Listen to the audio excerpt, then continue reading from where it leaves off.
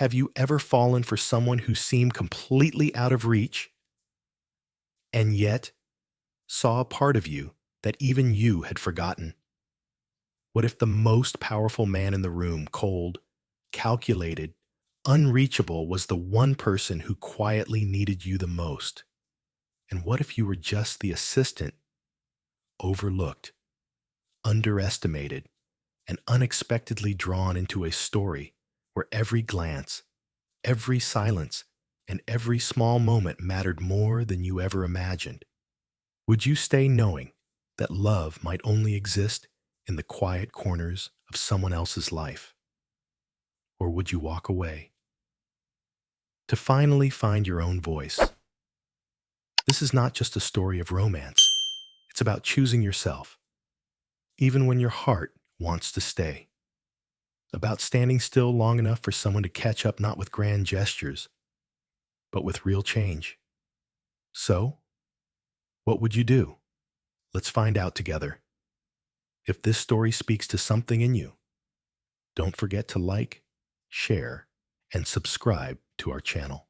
Because sometimes the quietest stories are the ones that echo the loudest.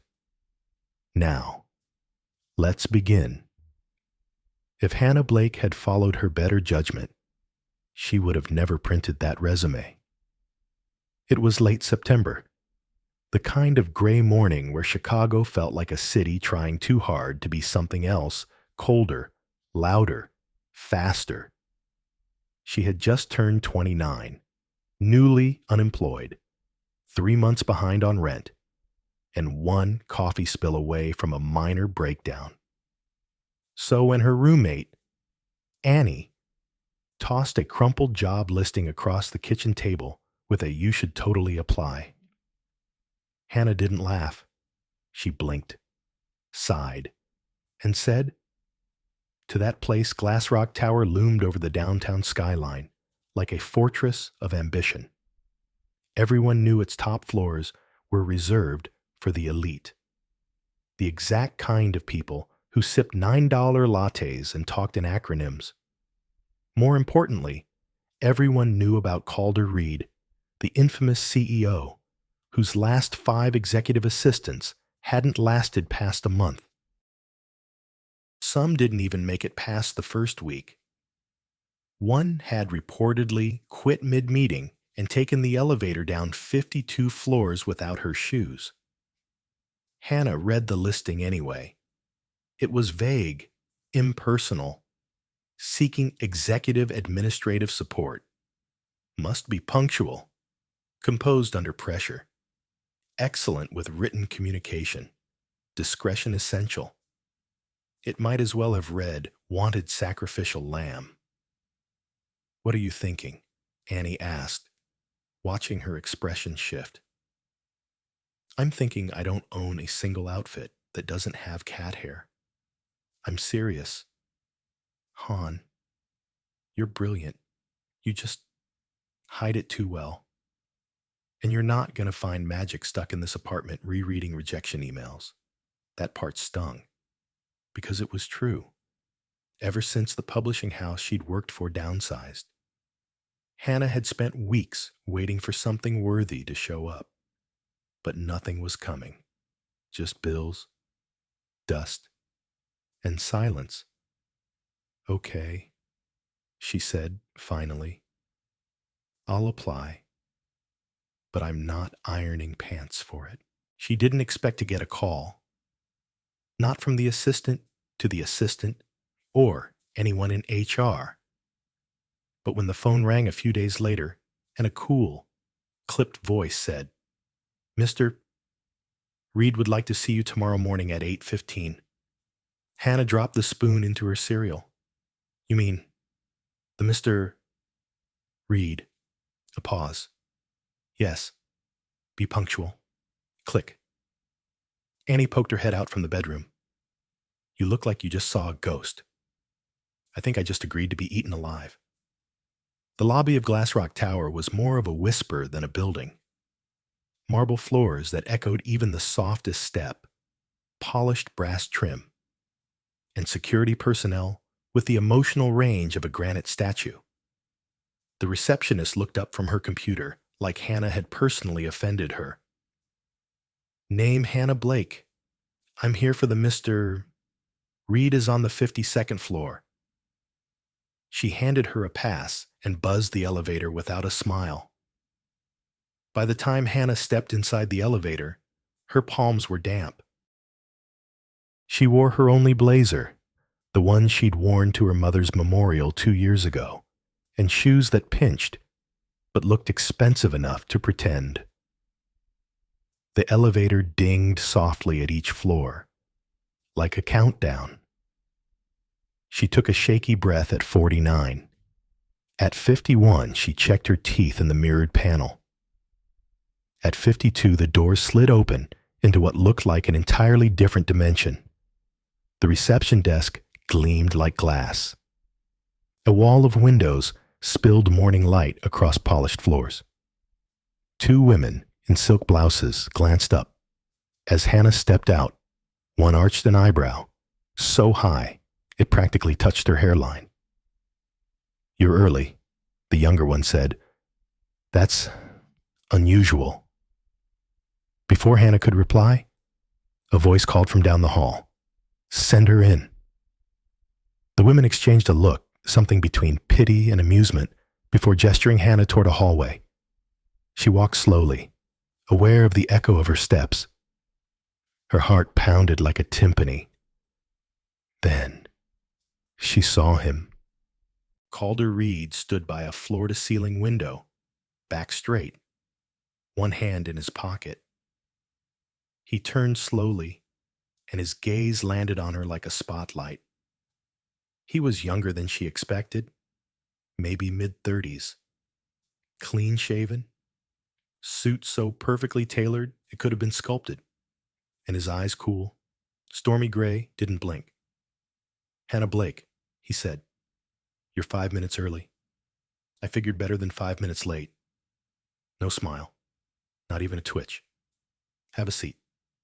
She obeyed, settling into a leather chair that probably cost more than her car.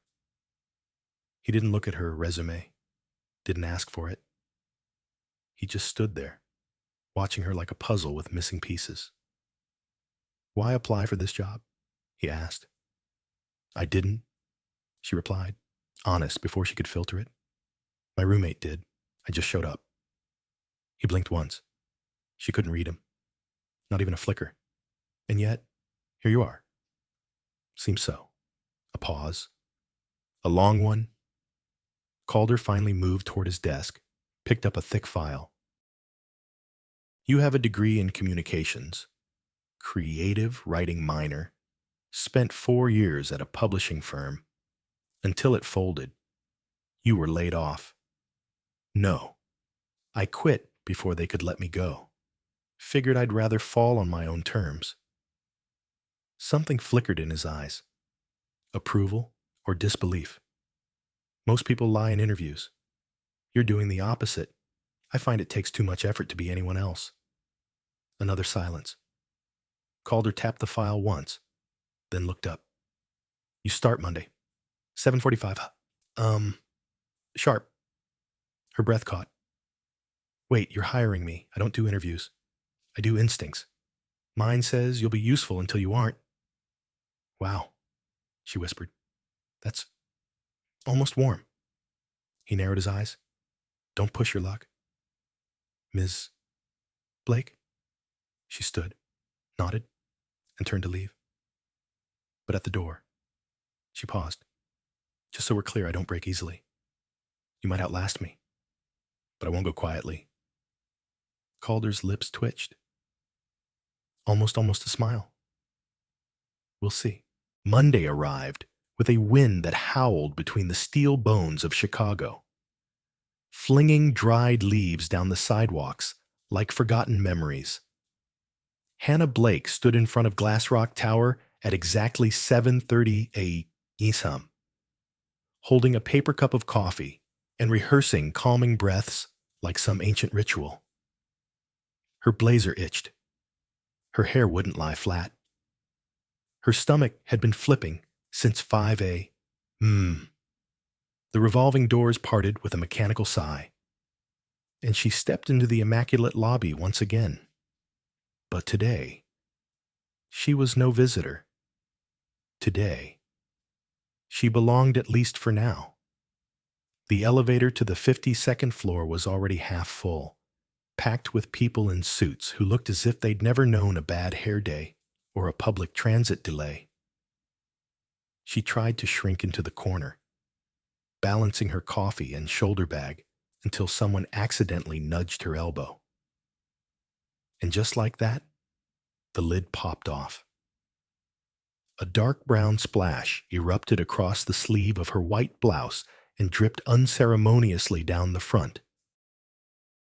No. No. No, she muttered under her breath, grabbing a tissue from her bag. The executive next to her gave her a glance of mild pity, then returned to scrolling through his phone. By the time the elevator doors opened, her blouse looked like an abstract painting. She hurried down the hall, cheeks flushed, praying for invisibility. But fate, as it often does, had other plans. As she turned the corner toward Calder Reed's office, she collided with something or someone solid. Her coffee, what was left of it, launched into the air with theatrical flair. A gasp escaped her lips as the hot splash landed directly onto a dark gray suit. The man stepped back, eyes narrowing, the stain blooming like a flower across his chest. "Oh no, oh my God, I'm so sorry," Hannah stammered, scrambling for napkins she didn't have. "I didn't see you." Then she looked up. Storm gray eyes, perfect jaw, controlled fury simmering just beneath the surface. Of course, it had to be Calder Reed. She froze. For a split second, the office went still. Several assistants nearby stopped typing. A courier who had just entered the hallway stopped mid-step. Even the plants looked tense. "I guess this isn't how most people start a Monday," Hannah offered weakly. Calder stared at her, not moving, not blinking. "This was a custom suit," he said, voice even but dangerously low. "I believe it now has extra flavor," she replied before she could stop herself. "Colombian roast, bold finish." A silence thicker than the Chicago fog hung between them. And then so faint it could have been imagined something shifted in Calder's expression. Not a smile. No, not quite. But a flicker of incredulous restraint. "Do you always speak this much, Ms. Blake?" he asked. "Only when I'm nervous, or hungry, or awake." Another pause. "Get inside," he said finally, turning away. The office was the kind of minimalist luxury that whispered wealth, sleek wood, leather chairs. A wall of glass overlooking Lake Michigan, where the morning sun struggled through thin clouds. Calder walked behind his desk and folded his arms. "You're not what I expected." Hannah set her bag down gently, trying to steady her voice. "I get that a lot. I reviewed your file again this morning. Your references are excellent. Too excellent for someone who spills coffee before 8 Well, I like to make an impression." He stared at her. Unreadable. "You will be responsible for all written communications, internal and external. I don't tolerate typos, delays, or personal drama. You'll be managing calendars, presentations, and assisting with investor relations. Sounds like a full-time relationship. You'll find I'm not charming, Ms. Blake. I'm not here for charm. I'm here because the rent's due." Something flickered behind his eyes again. Curiosity. Maybe. Or amusement buried too deep to show. "Your first task," he said, sliding a folder toward her, "is to rework this investor deck for our partners in Seattle. Their culture values subtlety and emotional intelligence. Two things our current pitch lacks. Let me guess, Hannah said, flipping through the slides. This was written by men who think synergy is a love language. He didn't respond, just watched her. She closed the folder. Give me the day. You have until 4. No pressure? All pressure, he corrected. The hours passed in a blur of typing, erasing, rewriting. Hannah worked from a small desk just outside his glass office, headphones in, blocking the world out. She ate a granola bar for lunch and spilled part of it on her keyboard. No one noticed. At 3:58 p.m., she printed the revised slides and walked them in. Calder read them in silence. The only sound was the ticking of the old brass clock on his bookshelf. When he looked up, his expression was neutral. But his words were not. This is better. Hannah blinked. Better. It's not brilliant. But it doesn't make me want to throw my laptop into the lake. That's progress. Well, that's the dream, she replied with a grin. He closed the folder and looked at her for a long moment. I don't know what to make of you yet. You will, she said quietly. Then she turned and walked out.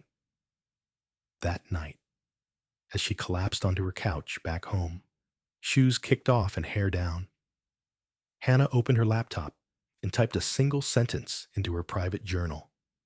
Day 1 survived the storm. Let's see what tomorrow brews. For someone with no formal architectural training, Hannah Blake had a remarkable eye for space. Or perhaps it wasn't skill, just a tendency to notice things others didn't.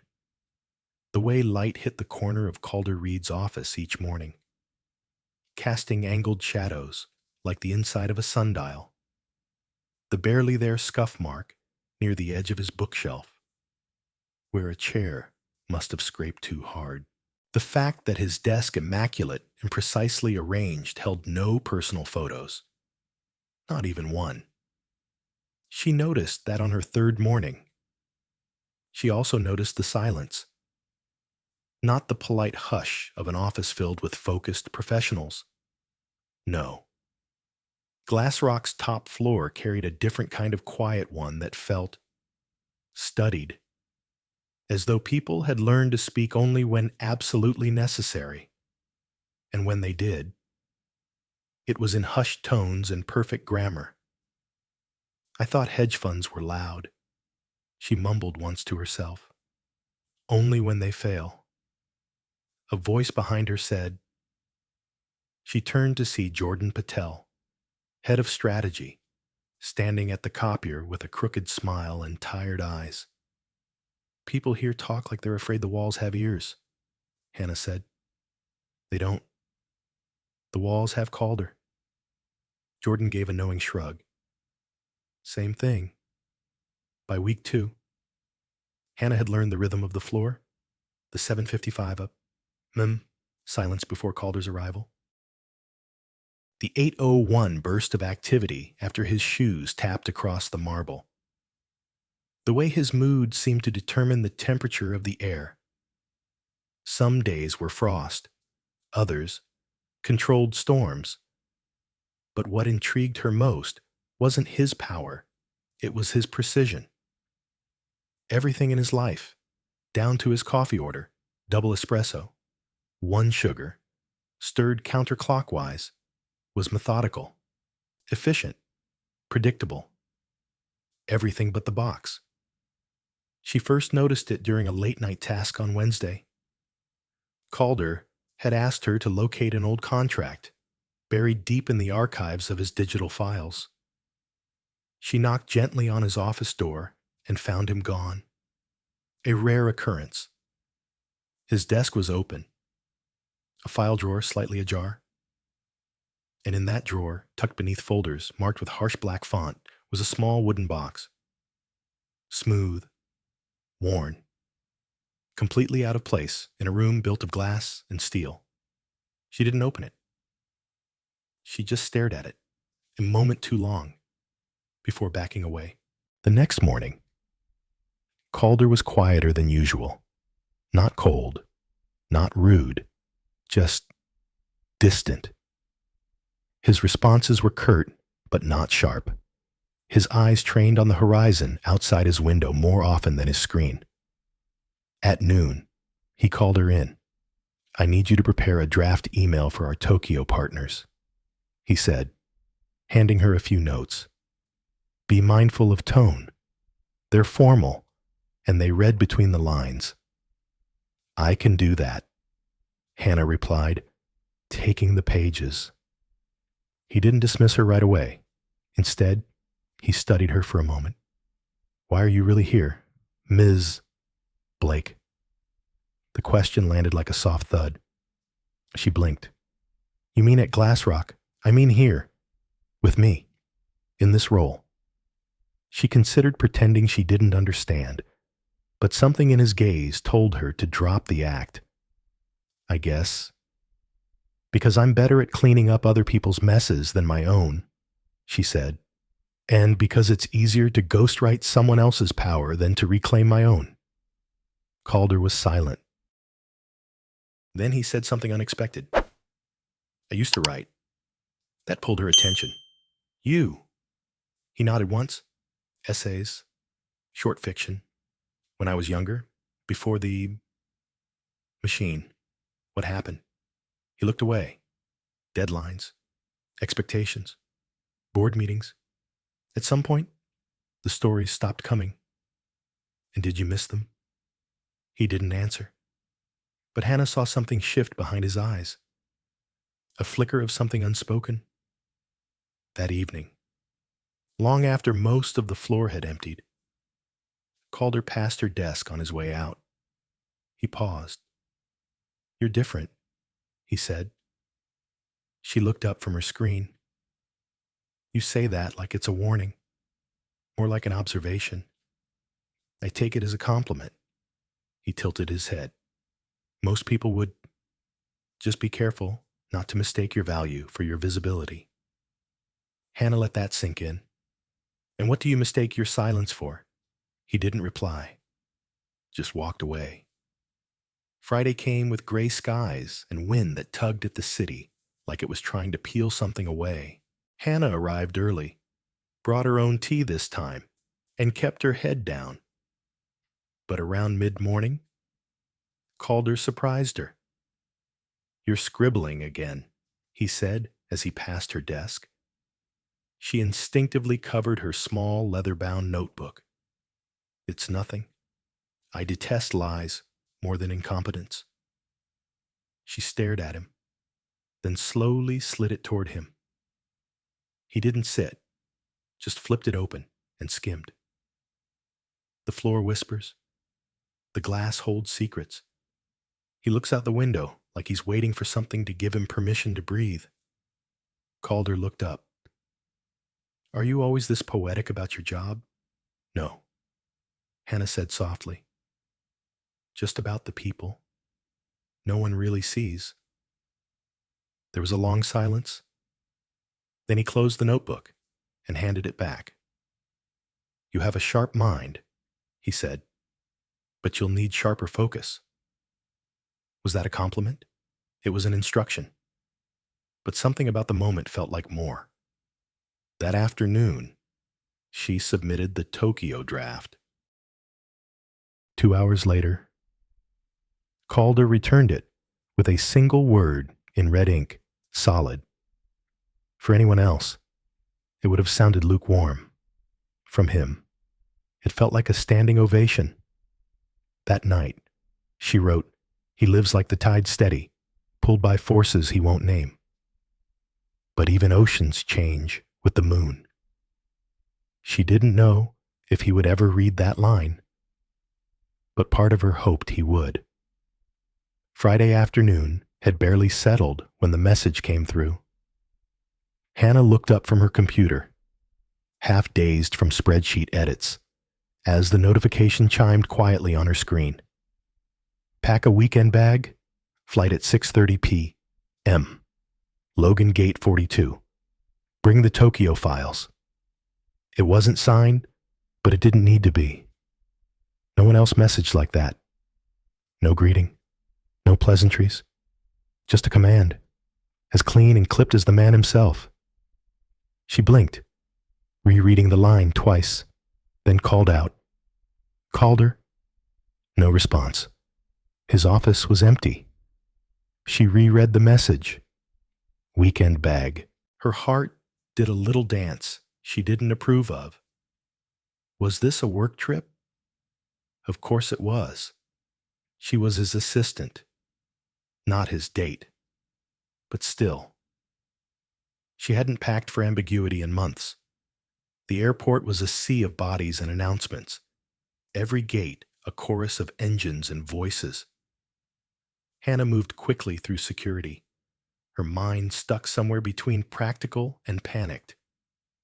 She spotted him near the terminal, sitting alone, navy jacket slung over one arm, reading something on his phone. He didn't look up as she approached. "You made it," he said, eyes still on the screen. "You're surprised, only that you found the gate. Most assistants get lost on the first trip. I'm not most assistants." That earned her the ghost of a smirk. "So I'm learning." The plane wasn't just any flight. It was private. Italian leather seats, polished wood trim, a space so silent it felt sacred. "Your first time on one of these?" Calder asked, glancing at her as she buckled in. "I'm still not convinced I didn't walk onto someone's fantasy." He didn't respond, but she caught the way his fingers flexed once on the armrest, like maybe her presence unsettled something. Not in a bad way, just unfamiliar. For a while, they didn't speak. He reviewed documents, and she watched the clouds. The silence was surprisingly comfortable. Then he asked, "Why do you write in that notebook?" She turned. "Because the words have to go somewhere. That's vague. It's the only way I can name things I don't understand." Like she hesitated. Like people. Silence. The way someone looks out a window when they think no one's watching. His gaze flicked toward her, sharp but not unkind. "You write about me. Sometimes." He nodded once, then returned to his documents. But the air had changed. The hotel was nestled on the edge of a lake in New Hampshire, a place so quiet it didn't seem to belong to the world of mergers and market shares. The receptionist, polished and polite, handed Calder a single key card. "I believe your assistant will find the sofa bed comfortable," she said. Hannah froze. "I requested 2 rooms," Calder said, his voice steady. "I'm sorry, sir. There was an overbooking issue." Before Hannah could speak, he turned to her. "Is that a problem?" She shook her head. "I've slept on worse. At least this one doesn't come with rent." He gave her a look she couldn't interpret, then handed her the card. The suite was spacious, with floor-to-ceiling windows and a panoramic view of pine-covered hills dusted in gold from the setting sun. A fire crackled quietly in the hearth. Hannah dropped her bag by the couch. "Nice prison cell." Calder walked to the window, arms folded. "Not every box is a prison.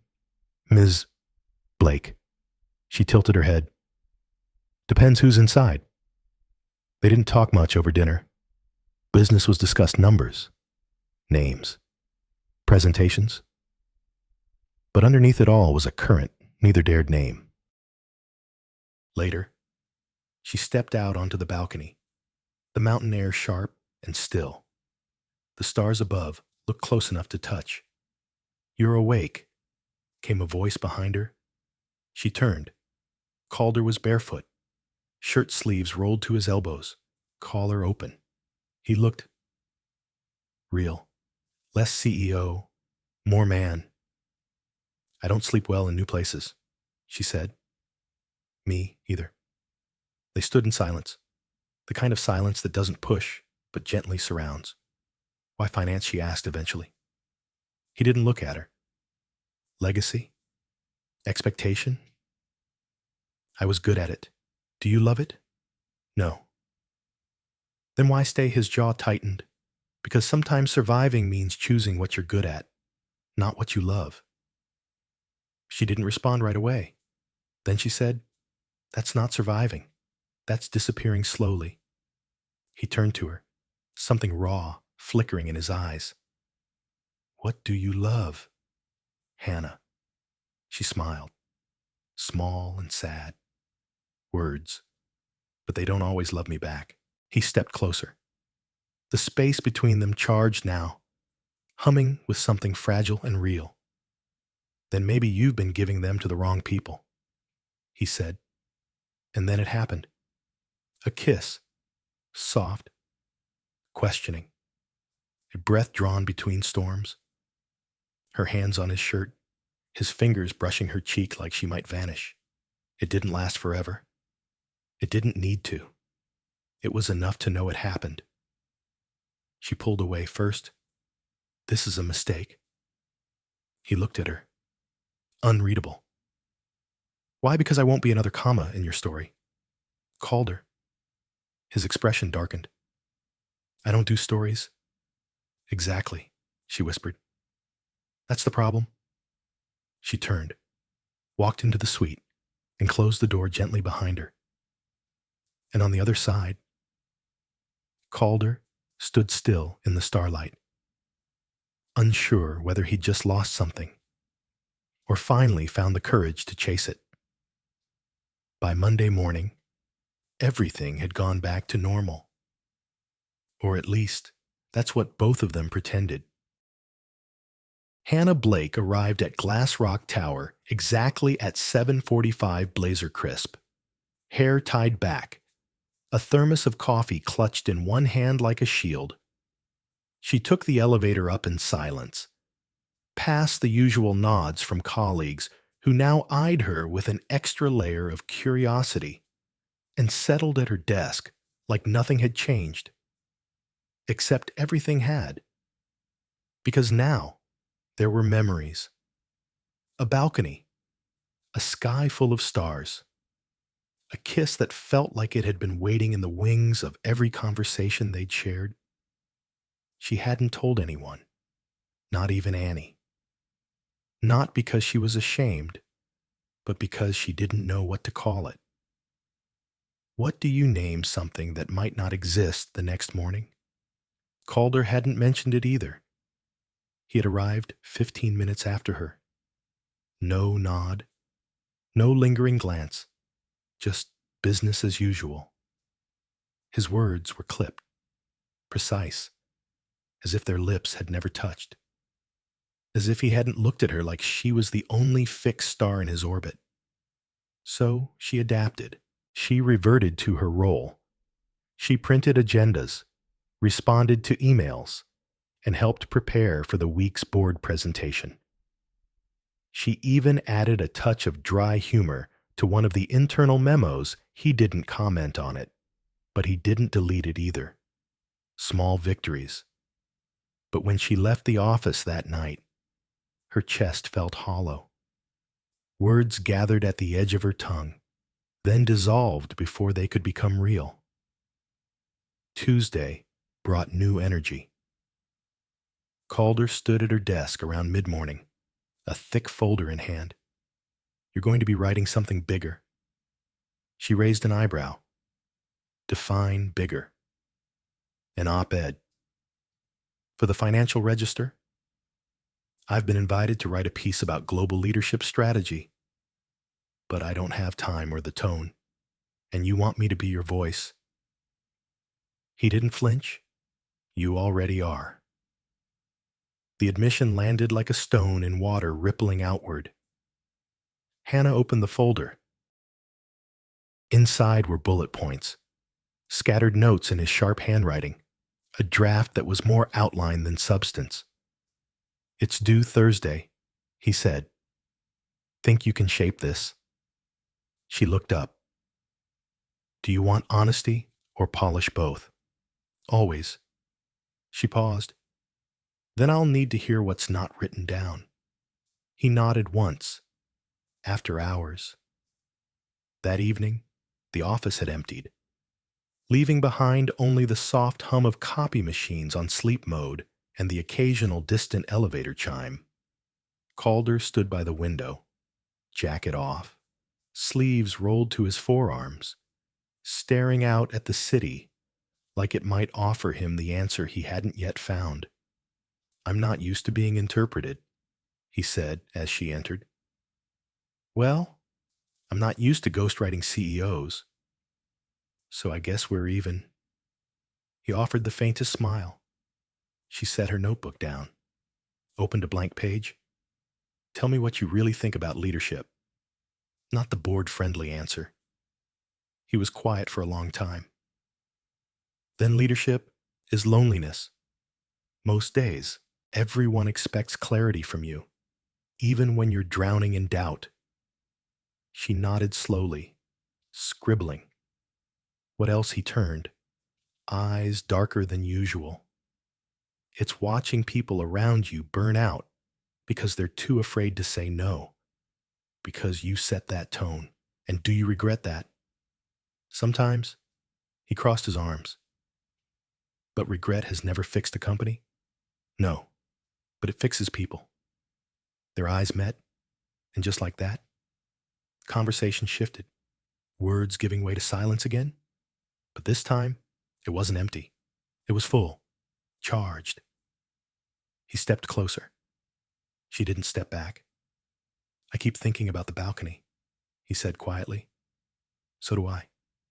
But we haven't talked about it." "No." She agreed. "Because talking about it would make it real. And that scares you. It terrifies me." He searched her face. "Why?" "Because I've been someone's secret before. And I don't want to live in someone else's margins again." He didn't answer right away. To right.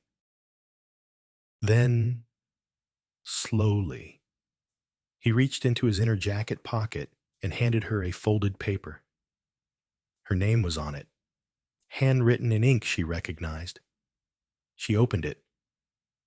It was a draft, a beautifully composed letter addressed to the editor of the Financial Register, praising the eloquence and authenticity of Hannah's voice. At the bottom, a note from Calder. "If they like what they read, I want them to know who wrote it." Her breath caught.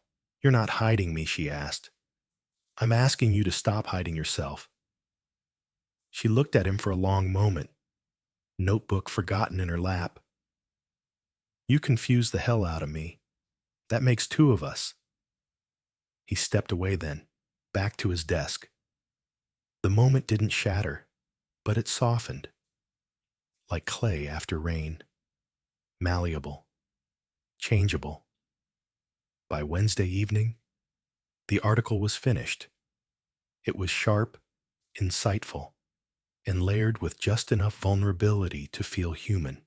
Hannah had written it in bursts on the train, in her kitchen, once even in the stairwell outside her apartment, because the words wouldn't wait. She dropped the final draft on Calder's desk, then hovered, uncertain. He picked it up, read silently. When he finished, he looked up. "You've made me sound like someone worth listening to." "You are." He paused. "Or maybe you just know how to find the words I buried." She didn't respond. She didn't need to. That night, alone in her apartment, she opened her notebook again. Maybe it's not the kiss we remember, but the space between it and the silence that followed. Maybe it's the ache of almost. And beneath that, she wrote something she hadn't dared, before I think I'm falling for the man behind the silence. And that might be the most dangerous sentence I've ever written. Thursday morning arrived unusually quiet. The type of quiet that wrapped around the office like fog soft, almost invisible, but impossible to ignore. Hannah Blake sensed it the moment she stepped out of the elevator onto the 52nd floor. The usual click of heels, the subdued whispers, even the sound of phones ringing, they were all off, muted. She walked to her desk, sensing eyes following her. Jordan Patel passed her without a joke or even a smile. That, in itself, was a warning bell. Before she could sit down, her email pinged. Please bring your notes on the Zurich report. Conference room B. Now. Calder Reed didn't use punctuation often. But when he did like that period after now, it meant something had shifted. She grabbed her folder and headed toward the West Wing, where high-level meetings took place. As she reached the glass conference room, she paused, because sitting at the table across from Calder was a woman, tall, poised. Dark auburn hair swept back into a perfect chignon, red dress that said confidence without apology, diamond earrings that didn't just sparkle, they declared, and eyes that turned the moment Hannah entered, scanning her like a barcode. Ah, the woman said smoothly.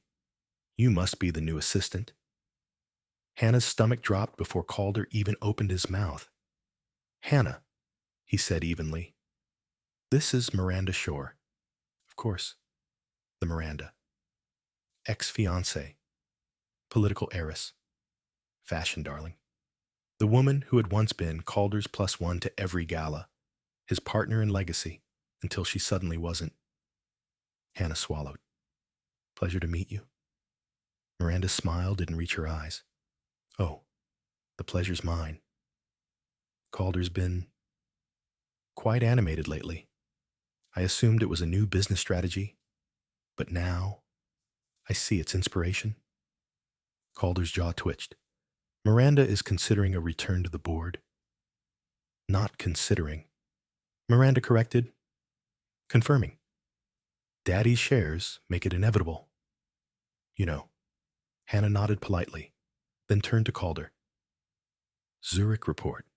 He handed her the folder without breaking eye contact. Reschedule the 2 p.m.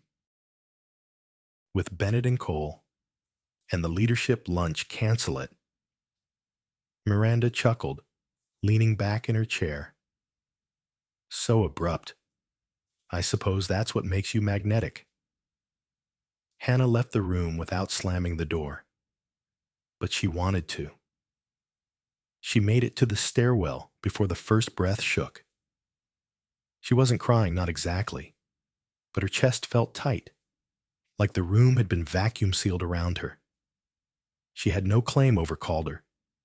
No promises, no labels, no declarations. But still seeing Miranda sit there like she never left, like she owned the oxygen in that room, made something fragile inside Hannah flinch. When she returned to her desk, Jordan dropped a coffee beside her. I saw the face, he said gently. Didn't need to hear the words. She's back, and I'm trying not to overreact. Jordan nodded. You're doing a poor job. She smiled weakly. Noted. At 6, when most of the office had cleared, Calder emerged from the West Wing. His shirt was wrinkled, tie loose, and his eyes carried the weight of someone who had spent all day fighting shadows. Hannah, he said, voice low. Walk with me. She hesitated, then stood. They didn't talk as they made their way down the stairwell and out into the early evening. The city buzzed quietly, lights blinking on like stars testing the sky. Finally, Calder said, I didn't know she was coming. You don't owe me explanations. Yes, I do. She stopped walking. Do you want her back? He blinked. No. Does she want you back? A long pause. Yes. And she's good at wanting what looks right on paper, and you're good at giving people what they expect, Hannah said quietly. He didn't deny it. They stood in silence near the Riverwalk, traffic rumbling a block away, the breeze tugging at the edges of his coat. I don't know what you're to me yet, he admitted. But you're not invisible. And you're not replaceable. Then tell her that. I already did. She looked at him for a long moment. Then maybe tell me, too. When they returned upstairs, Miranda was still in his office, reclining in one of the guest chairs like she'd never left. Oh, good, she said with a gleam. You're back. I was beginning to worry I'd have to send out a search party. Don't wait up, Calder said, not slowing his step. We're done for tonight. Miranda's eyes narrowed. But we've only just begun. Darling. The week after Miranda Shore re-entered, Calder Reed's life unfolded like a silent film. There were no confrontations, no slammed doors or raised voices, just a steady shifting of atmosphere, like the barometric pressure before a storm. And in the middle of it all was Hannah Blake, still showing up, still doing the job, still pretending it didn't get harder each day to sit just outside his office without wondering who he was when she wasn't around. The op-ed they wrote together was published on Tuesday. It exploded online within hours, shared by CEOs, quoted in newsletters, and dissected in podcast episodes. Calder's inbox was a storm of praise, but every compliment came laced with a subtle sting. Who wrote this? This doesn't sound like you. And it didn't. Because for once, it sounded human. That evening, after the last meeting cleared, Calder appeared at her desk with 2 takeout containers. Dinner, he asked, holding one out. She hesitated. You always offer food when something's wrong. He set the box down. Then I suppose I offer food a lot. They sat in silence for a while, eating on opposite sides of the long conference table. The view of the city blinked back at them, indifferent to their awkward quiet. Finally, Hannah asked, So, is Miranda here to stay? She's taking a temporary seat on the board, Calder said, without looking up. And are you okay with that? I don't know yet. She nodded, picked at her noodles. I should have warned you, he added. About her. You didn't owe me that. I think I did. Silence again, but heavier this time, like both of them were trying to swallow something too large. You know what scares me? Hannah said, surprising herself. Calder looked up. Being temporary, she said, not just in jobs, in lives, in people's minds. I've been someone's for now before. I don't want to do that again. He closed his container slowly. You're not for now, he said, but I'm not forever either, am I? He didn't answer. And the silence spoke louder than words ever could. That night, Hannah didn't sleep. She lay in bed with the lights off, staring at the ceiling, replaying every glance, every unfinished sentence, every time she'd hoped he might reach for her and simply say, I want this. I want you. But Calder Reed didn't make declarations. He calculated, hesitated, and guarded himself like a man who had been betrayed too many times to leave the door open again. And maybe, just maybe, that's what hurt the most, that even after everything, she still wasn't inside the door. The next morning, Hannah arrived to find a manila envelope on her desk. No note, no label. Inside was a printed version of the op-ed. But this time, her name was at the bottom. By Calder Reed and Hannah Blake. Her breath caught. She stared at it for a long moment before placing it gently back in the envelope. She didn't cry. She smiled. Small, sad, because it was the most beautiful gesture he'd ever made. And it came too late.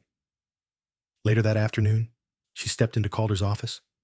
He was reviewing quarterly reports, eyes tired but focused. "I saw the article," she said.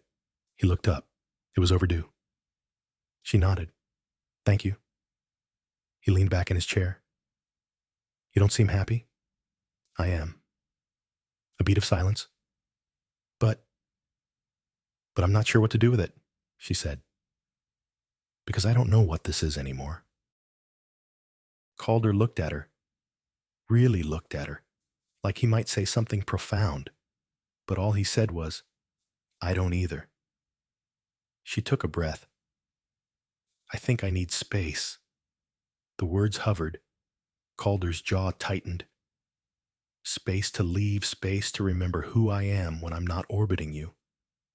He didn't fight it, didn't beg, didn't plead, just nodded.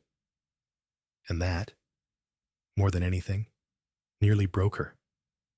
That night, she walked home through the city, past the glowing shop fronts, the clinking glass of rooftop bars, the quiet corners of bookstores still open late. She stopped by the river and pulled out her notebook. Maybe love isn't loud. Maybe it's the soft ache of wanting more and settling for half.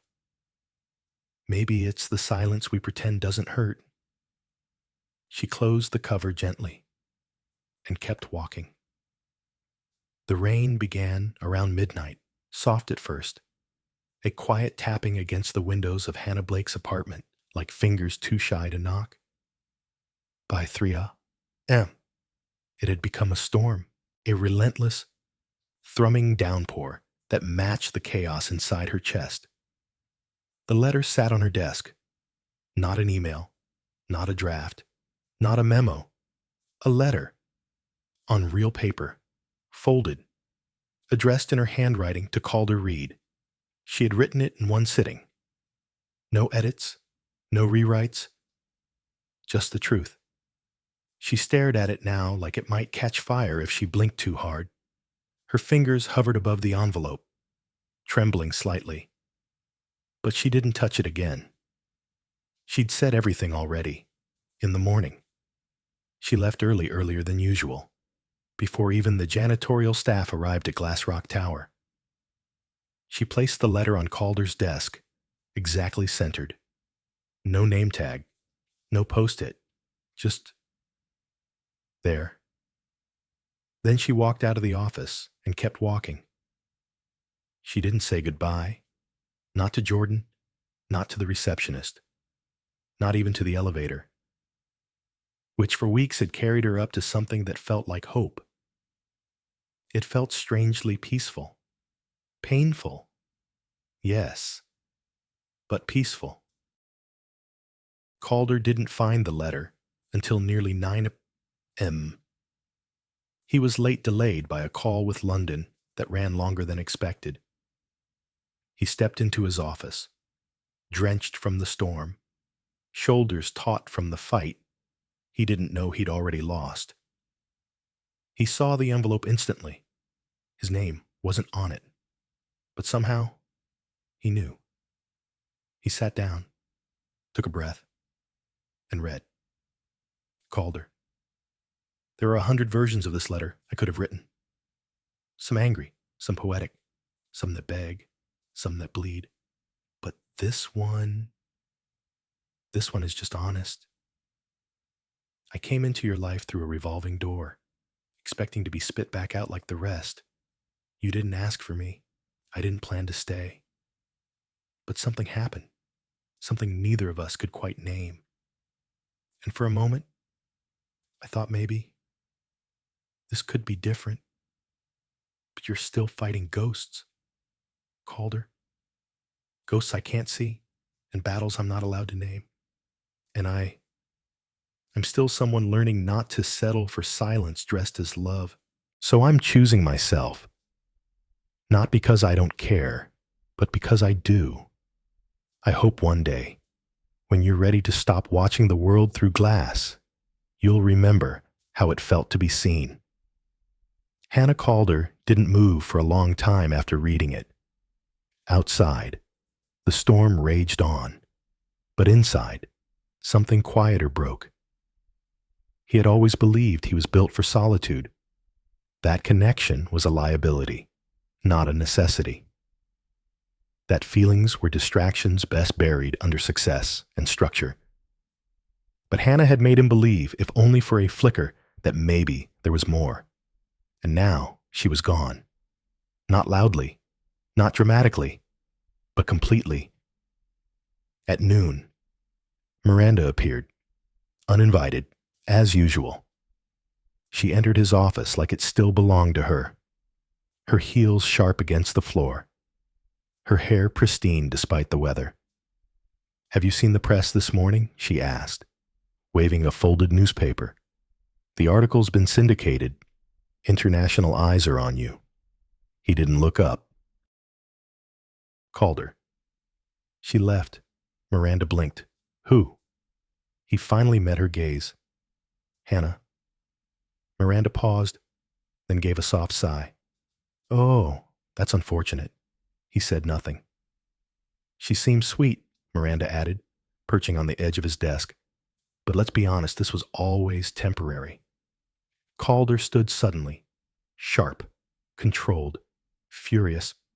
"No," he said. "That's exactly the lie I let myself believe." Miranda narrowed her eyes. "What's that supposed to mean?"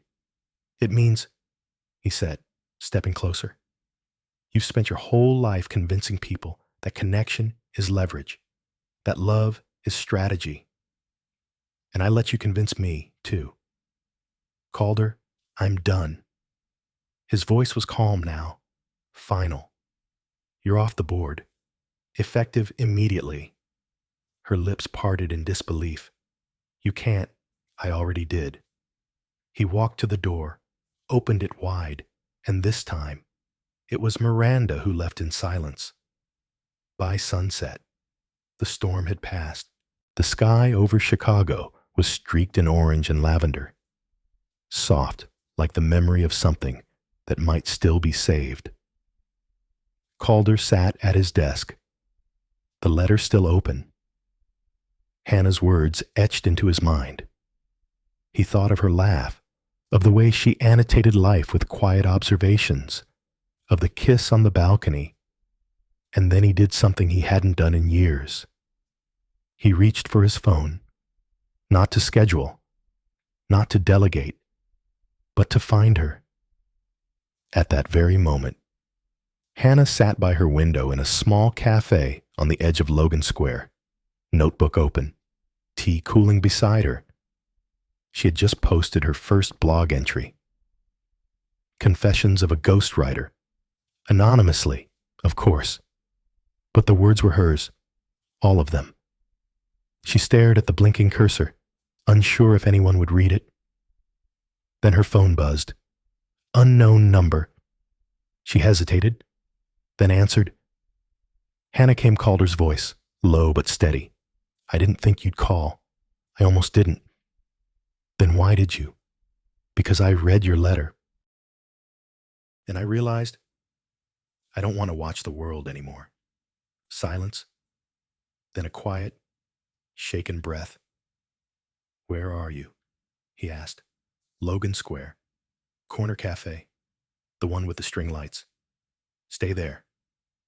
And for the first time, she didn't run. She waited. The cafe smelled like cardamom and rain. Hannah Blake sat near the window, notebook open, the edges of the pages curling slightly from the steam of her untouched tea. Outside, Logan Square moved at its usual pace, slow enough to breathe, fast enough to matter. It had been 3 weeks since she walked away from Glassrock Tower. 3 weeks since she left behind a job, a story, a man. And somewhere in that silence, something beautiful had begun to grow. Her blog, Confessions of a Ghostwriter, had taken off almost accidentally. What started as a personal archive of unpublished thoughts had caught fire online. Comments poured in, readers connecting with her voice, her metaphors, her honesty.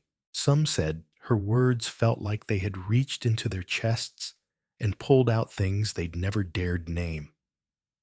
Hannah didn't write for validation, but the response reminded her that her voice didn't need a podium to be powerful.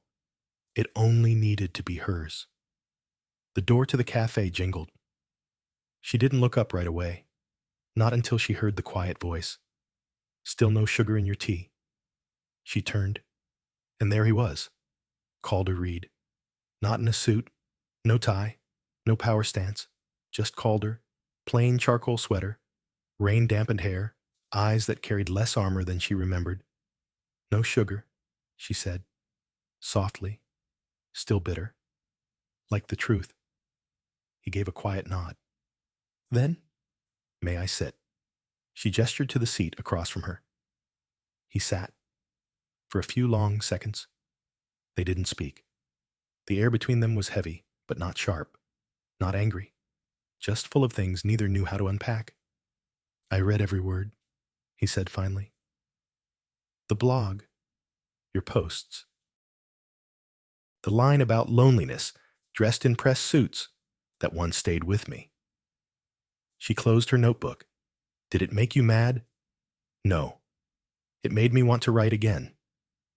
She blinked. "I even bought a notebook," he added. "Haven't opened it yet. But it's there." Hannah exhaled a laugh, more surprised than amused. "And Miranda gone," he said. "Board seat revoked? Office emptied? Future not discussed?" She nodded slowly. "I'm not here to pull you back into that world," he added. "You made a choice. A brave one. I came because I wanted to tell you what your leaving taught me." She looked up. "It taught me that silence isn't strength, that withholding isn't noble, that if I care about someone, I need to tell them, not when it's convenient, not when I've calculated the risk, but when it matters." She didn't respond. Not yet. So he leaned in slightly. "I care about you, Hannah." Her throat tightened. "I don't know if I deserve a second chance, but if there's still a space in your life, one that isn't waiting for me to be perfect, I'd like to be there." The cafe quieted around them. The music shifted to a soft jazz tune. A woman behind the counter hummed along. Hannah looked at Calder, really looked, not as the man who'd once hidden behind power, but as someone learning to show up anyway. And she smiled. "I'm not interested in perfect," she said.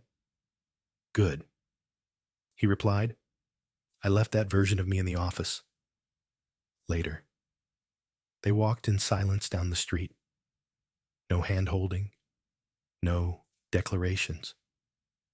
Just two people who had learned to speak the same language the hard way. Before they parted ways at the corner, he turned to her. "Will you keep writing?" She nodded. "Always." "And if I wrote something, just one page, would you read it?" "I'd love to." He paused.